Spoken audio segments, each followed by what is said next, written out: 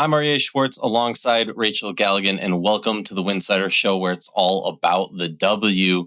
The Commissioner's Cup, the coolest trophy in pro sports, found a new home in the North State of Minnesota. Lots to recap and react. Let's cut to the basket.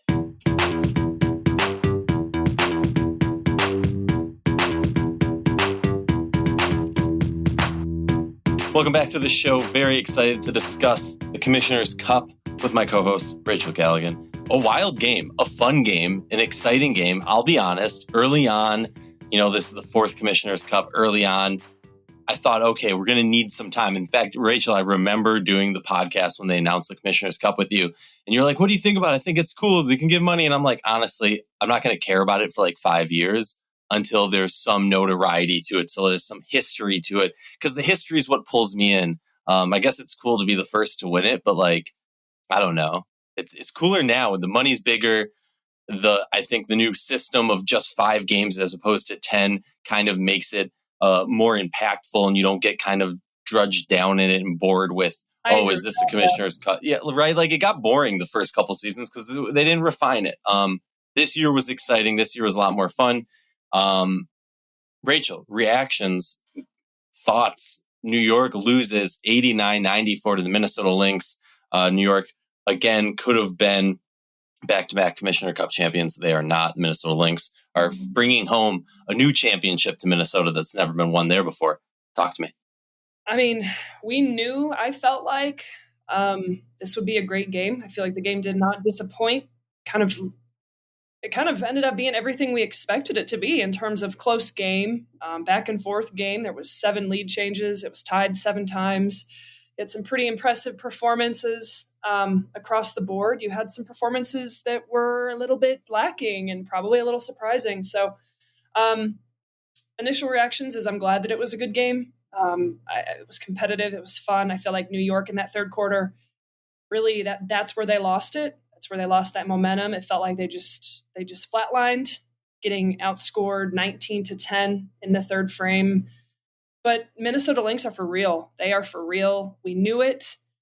A lot of us, who really follow the league so closely, we're nearly at that halfway point. And being able to watch what the Lynx have done and the way this team plays together, different individuals stepping up at different times. We could even say the same thing, about last night. Bridget Carleton did a phenomenal job, stepped up, had some really impactful moments, some major shots. Shout out to you for the prediction for the MVP. I think there's a big argument that you could probably say BC was robbed a little bit from that MVP. Shout out to Napheesa Collier for kind of giving her flowers. I thought that was such a cool moment between those two. But yeah, initial reactions, I'm glad it was a great game. Really impressed with the Minnesota Lynx. I think there should be no one out there that is questioning whether the Lynx are a true contender or not this year, at least in my opinion. And with New York, I think Brianna Stewart did exactly what we expected. Sabrina did exactly what we expected. Jonquel Jones goes 0 for 3 and finishes with 3 points. I did not expect that. Just kind of my initial thoughts right off the bat. Yeah, no, honestly, I'm going to give ourselves a pat on the back.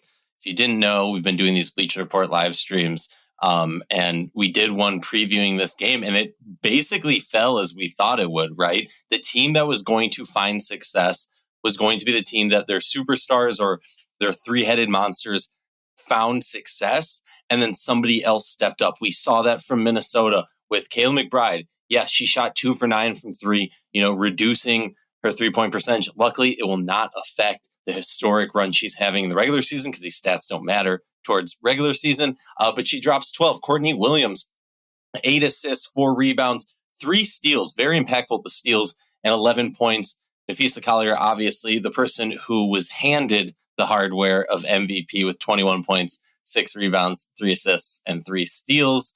But Bridget Carleton steps up with those 23 points, going 6 for 8 from 3, was automatic, was to quote Cheryl Reeve, was shooting daggers, was just throwing daggers last night. 4 rebounds, 5 assists.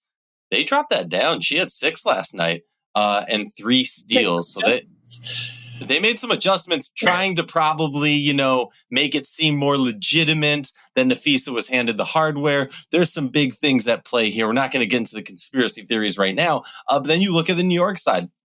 Betnijah Hamilton does get the go-ahead for this game in 34 minutes, goes 3 for 9, impactful minutes with 6 assists, 13 points, but struggled at times. Kayla Thornton also was a huge player. We talked about her in the live stream. And very nice to see Courtney Vandersloot back. She did not look, peak, understandably. She's trying to get back into a rhythm, back into game shape, whatnot after your heart goes out to her and her family after the loss of her mother. But looking at this game, look, Rachel, bench points. Chechi Zandalasidi goes off 2 for 3 from 3, 15 points, 5 for 6 from the field, 2 steals, 2 assists. And she personally outscores the whole bench of the New York Liberty. There was a lack of depth scoring from New York. It was an exciting game. It was a good game. It was fun to watch. Did you get the sense in the in the second quarter going into halftime? What was your thoughts going into halftime, I guess? Did you get the sense that there was going to be a clear run from one of these teams coming out of the half that we saw from Minnesota? No, I didn't. I felt like it was just back and forth.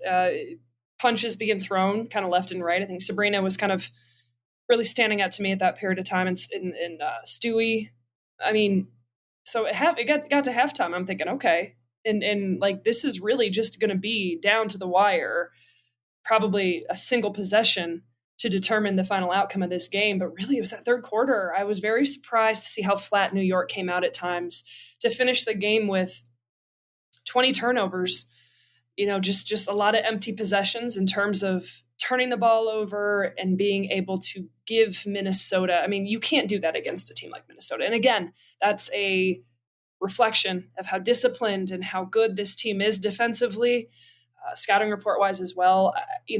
Something looked a little bit off and out of sync there in the third frame. And then obviously things got going a little bit and it was back and forth. But, in a game like this, in the span of 40 minutes, you can't have lulls like that. And some teams, and you kind of learn this, whether any level of basketball, college, professional, whatever, every team is different. And every team has to kind of be aware of, okay, maybe we get out of the gate really slow to start the game. Maybe, hey, we come out of halftime and we're a team that really struggles in that third quarter to get things going. I was a little bit, and I don't know, maybe some people would say they feel like New York has struggled in the third quarter. I don't know that I've necessarily picked up on that, but have you? I haven't, but I was a little bit surprised to just kind of see they just looked a little bit, not gassed, but like a step behind. The energy that the Lynx were bringing in the third frame was so much more.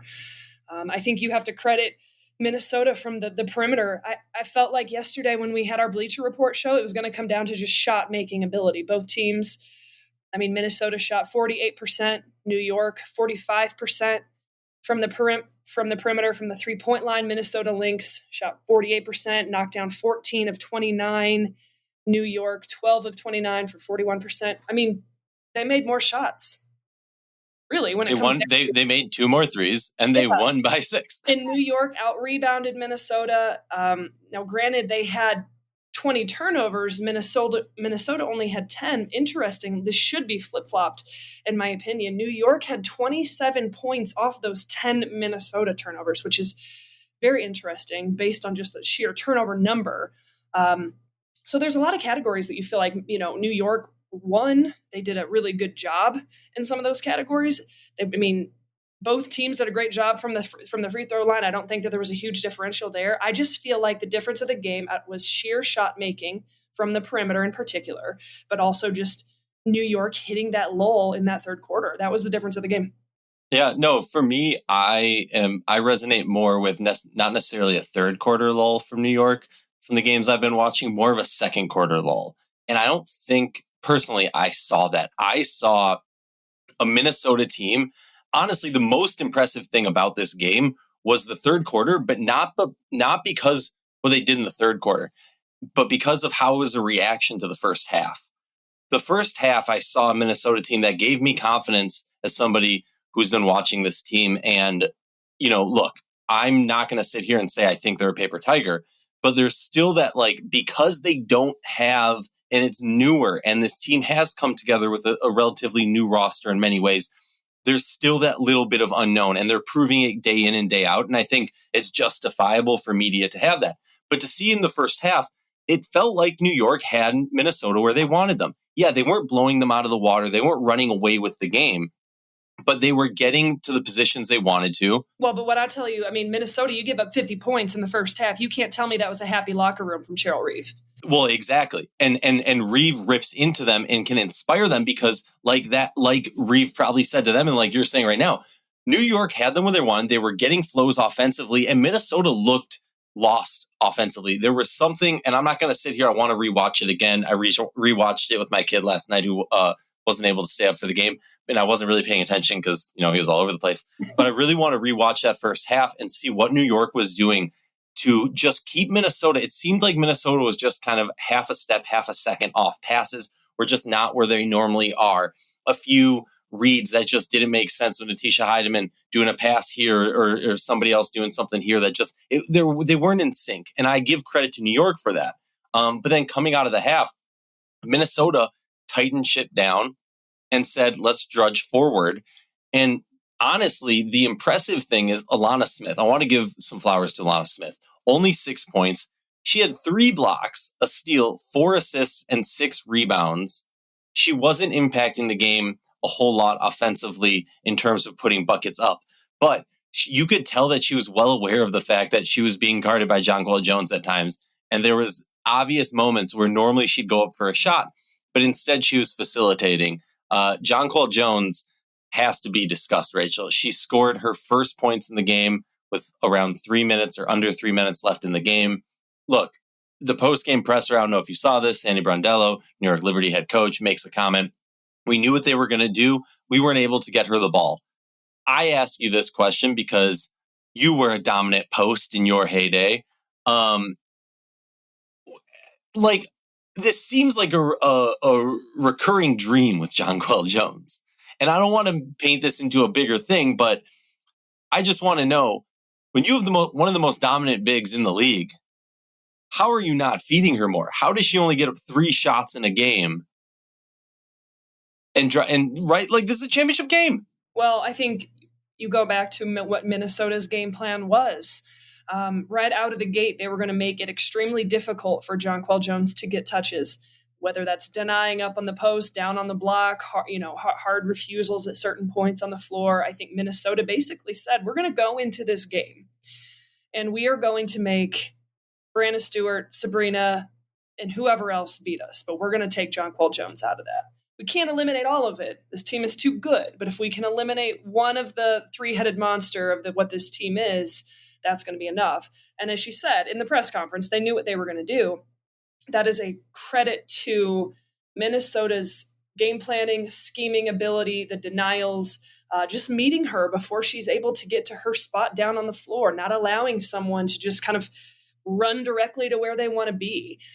Again, I think Minnesota did a phenomenal job of just keeping the ball on certain sides of the floor, getting the ball in. They wanted other people to take those shots. Yes, if you're New York, you've got to be able to find ways to scheme and still find ways for JJ to get touches. 3 shots, in my opinion, is unacceptable, especially at the rate she's been playing. But that's a call from Sandy Brondello, and just the way that game was being played, there should have been more adjustments, in my opinion. But I think when you are a player and you're being, that much energy is being given to you from the defense, and it gets frustrating. All of a sudden, you could see that your body language it's tiresome. You're trying so hard to impact the game. You're trying so hard to get to your spot and do what you can do. And you're not getting those looks that, maybe feel a little more natural if it's a different game. And that's just, it deflates you a little bit. And I will have to say, I did see that a little bit out of Jones last night. Oh yeah, you could. I do want to give her props. 12 rebounds, 3 assists, 3 steals. Sure. Only 1 block is the shocking part. And only 1 turnover is a positive thing. But she's got to get more shots. I mean, there's just 3 shot attempts from up until that point was an MVP conversation.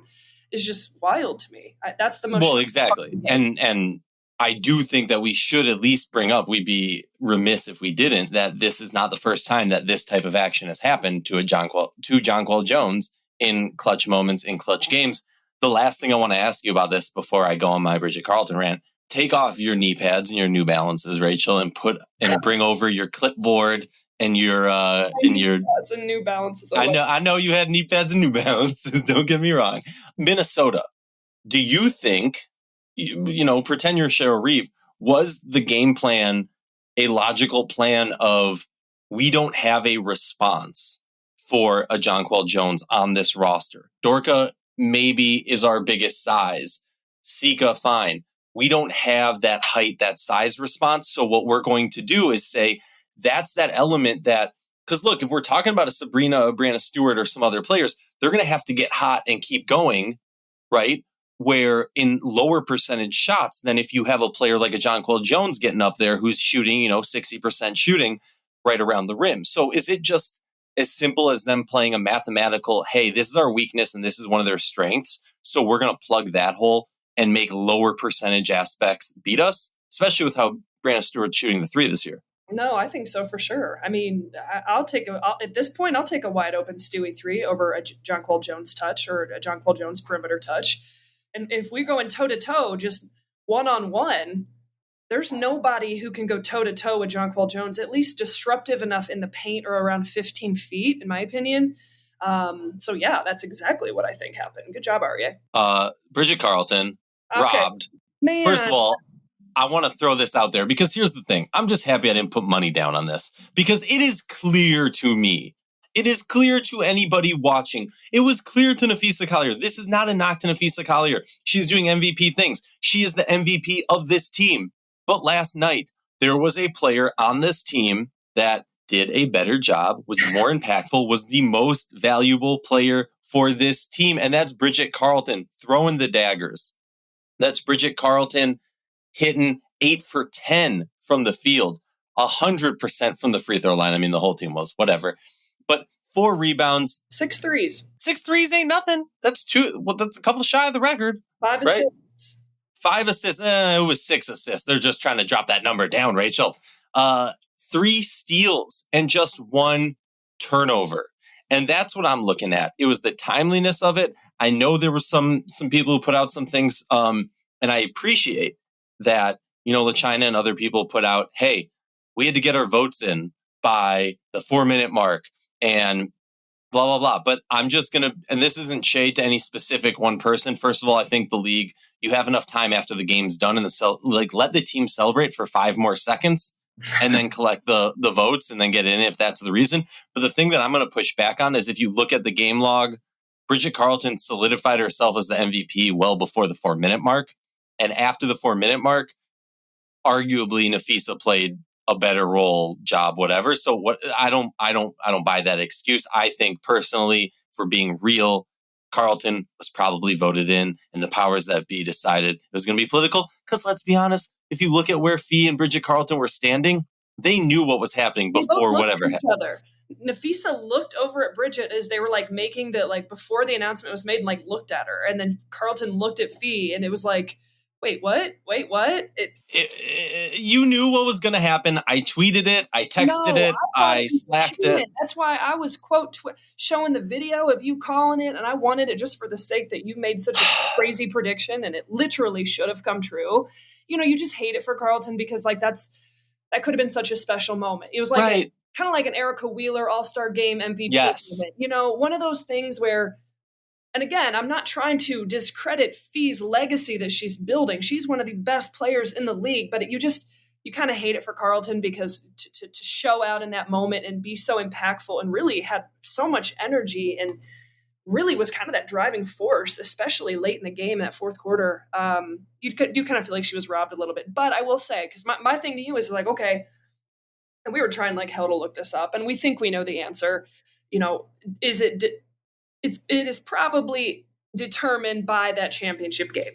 Mm-hmm. But I asked the question, okay, or is it determined from the 5 Commissioner Cup games before as well? Because if that's the case, so then I decided to just sit down and crunch some numbers because that's what I like to do. Napheesa Collier in all 6 of the Commissioner Cup games, 20.5 points averaged a double-double, 10.2 rebounds, 4.2 assists, shot efficiently well at 47% from the field. So, okay, like no one's trying to say that Nafisa isn't good enough to have it or should discredit her legacy. But if you look at those numbers and if it is a totality, okay, fine, I can get with that. But we do think that this comes down to one single game. And if that's the case, I do feel like Carleton got robbed. Yeah. And I don't want to... She said it herself. Yeah. Well, that was the other thing. Like, it was, I hate to say this, but it was very much, in my opinion, Adele, Beyonce. We all know Beyonce should have won it. Adele knew Beyonce should have won it. But the funny thing to me, as I said to my wife, it was very an Adele moment because she was like, you deserve the award, but I'm going to keep the medal. That said, I will say it. I fully believe that Nafisa was trying to literally give her that award, like in that, and Bridget Carleton being a amazing Canadian / Minnesotan was like, no, I don't want it. You want it. You take it. Look, I agree. If anything, the one positive thing, arguably for Minnesota is Bridget Carleton not winning this award maybe bodes well for their ability to keep her after these multiple expansion drafts happen and Canada gets a team and she is the star of Canadian basketball. But I was giving flowers to Bridget Carleton, a player who, if you followed Minnesota, has struggled to get her offense going like she does when she's playing for Team Canada. So I agree. The thing that breaks my heart is no one's going to remember 10 years down the road from now that she should have won it. No one's going to remember how it was so close. And best case, if you're saying Fee won it, it was a coin flip. That's what I'll say. And that's what hurts my heart is that BC's not going to have that moment in the history books. So whoever writes the history books across the timeline, put an asterisk, give Bridget Carleton some love. And also, I'm challenging anyone to go to across the timeline, look up the stats. I'm curious, based off of the numbers from this game that BC put up and that Fee put up, which stat line is more rare in the W? And then maybe that will give us a little bit of attention on that.